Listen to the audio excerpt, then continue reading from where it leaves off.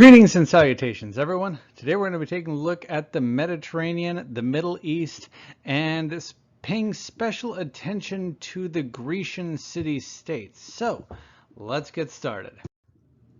When we look at the origins of civilization in the Mediterranean, it's going to begin on the island of Crete. And in this picture, you can see the Mediterranean Sea, and the island of Crete is the large island right in the middle of the Mediterranean Sea, the very south of the Aegean Sea.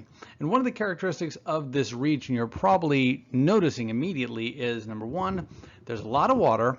Number two, there's a lot of small islands, and these two components are going to heavily influence how civilizations are going to develop in and around this area.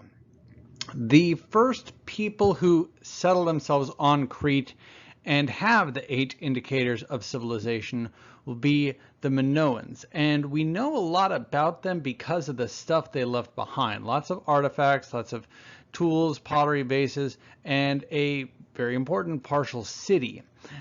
They also left behind a written language, which is less useful because we cannot translate it. We have been trying for centuries, it is not going to happen. It is too complex. There is nothing that is outside this that even references it. There's no magical Rosetta Stone, so this one is still kind of up in the air. The Minoans will be replaced by the Mycenaeans, and this happened around 1450 BCE. And the Mycenaeans invade Crete, conquer the Minoans, then establish themselves right on top of them. And we know that this happened because there's a very prominent shift in every social cultural artifact that is left behind.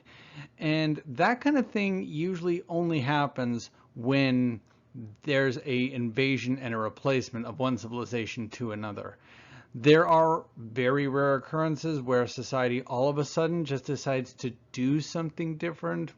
Akhenaten and his artistic style is one example, but he is the exception, not the rule. The Mycenaeans on Crete start building more city-states, and we're going to get into what that term means in a little bit, just very large cities. But the Mycenaeans understood how geography and topography could help your city-state kind of survive.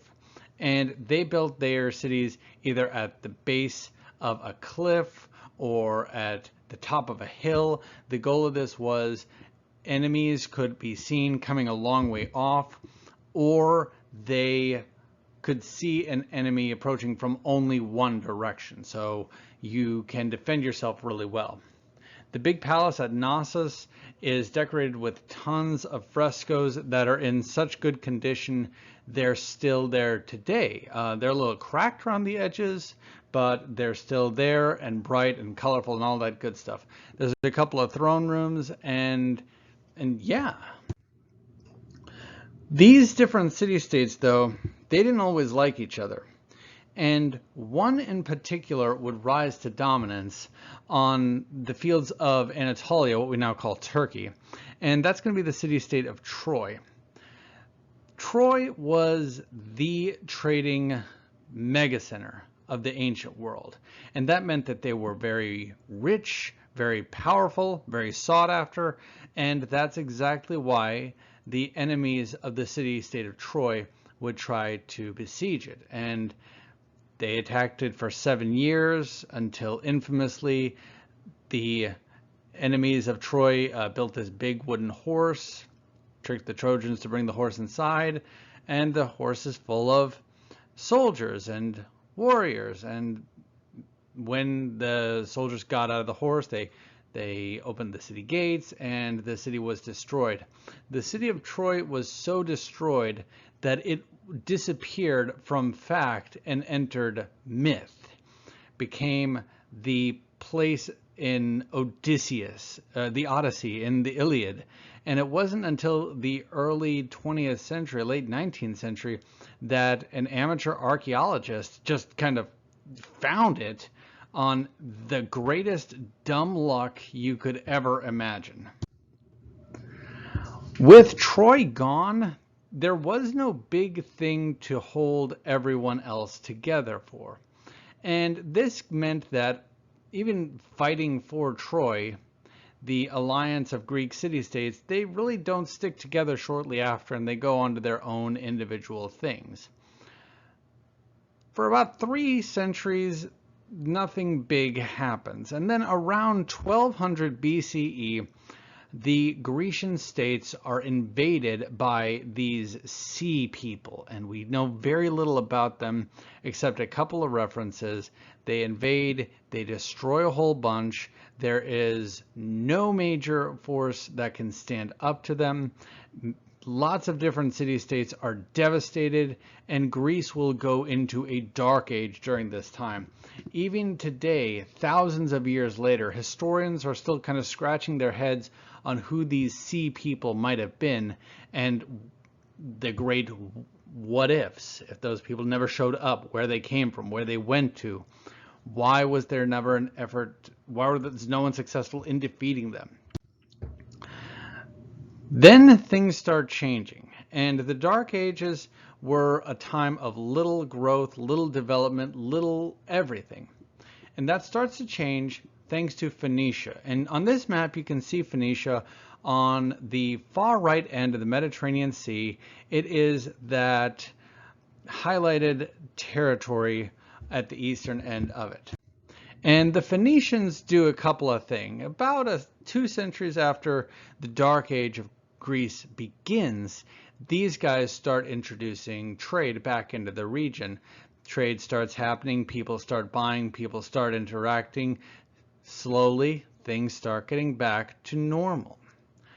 Now, this is great and all, but it's more significant because the Phoenicians established a new form of communication, a written language.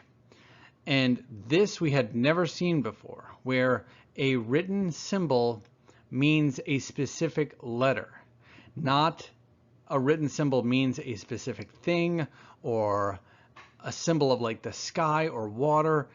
Individual letters, letters that you can arrange and rearrange.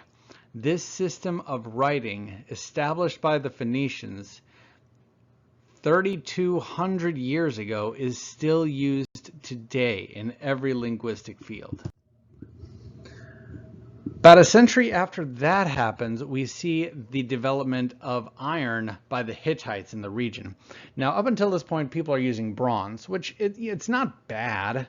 It's better than stone. The problem is that to make bronze, you need to melt together bronze and copper and tin.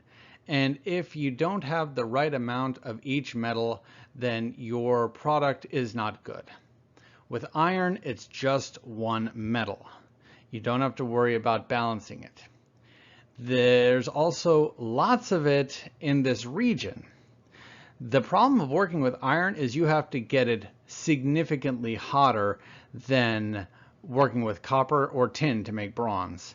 So unless you know the secret to doing it, it's pretty difficult to do. With the end of the Dark Age, and we really say the end of the Dark Age happened around 800. There were steps away from it as early as 1100, but by the dawn of the Archaic period, there is a vast development in trade, in city-state development, in interactions. It is clear the Dark Ages are over. And one of the big things we're going to note is how the artist will use pottery. It becomes the storytelling of ancient Greece. It had been used before this, but never so much as after this. When we say city-state, the best way to think of it is a really big city. Like I'm talking Austin, Dallas, Houston, San Antonio, El Paso.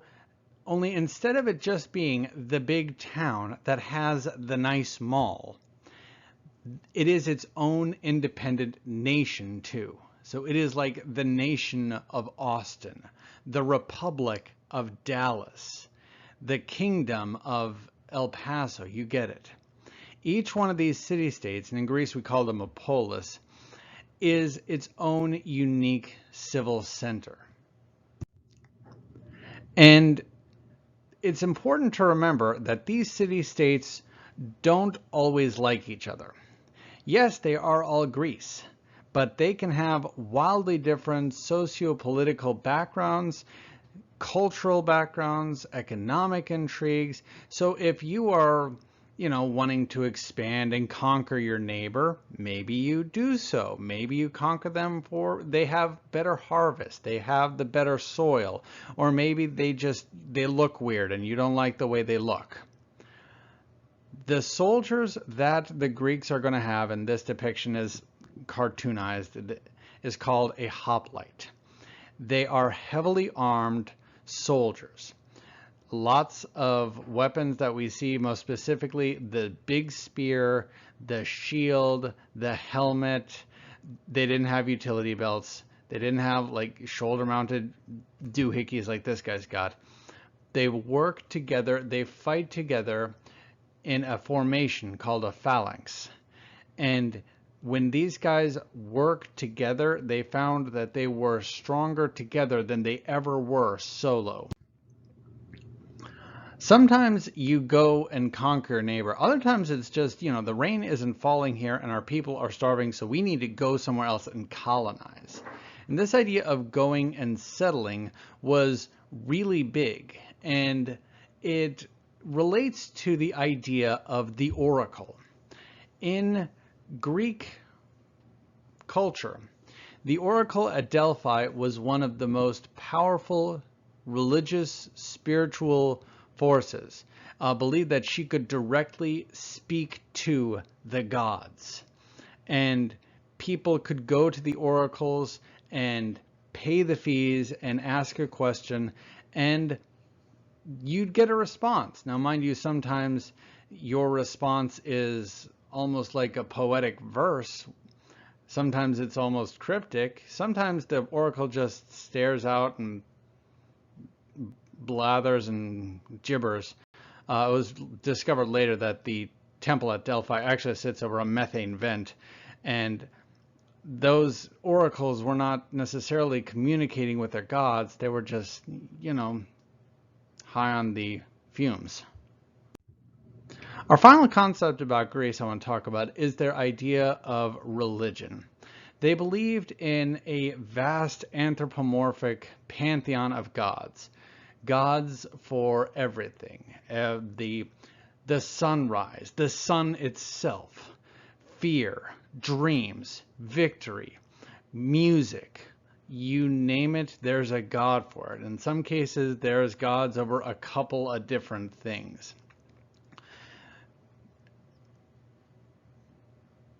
Early on, there is sacrifice to the gods, and very early on, that did mean human sacrifice.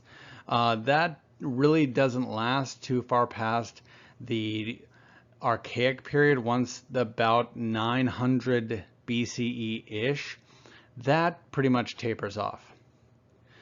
So, today we talked about some of the foundational concepts of the Greeks. I hope you learned something. See you next time.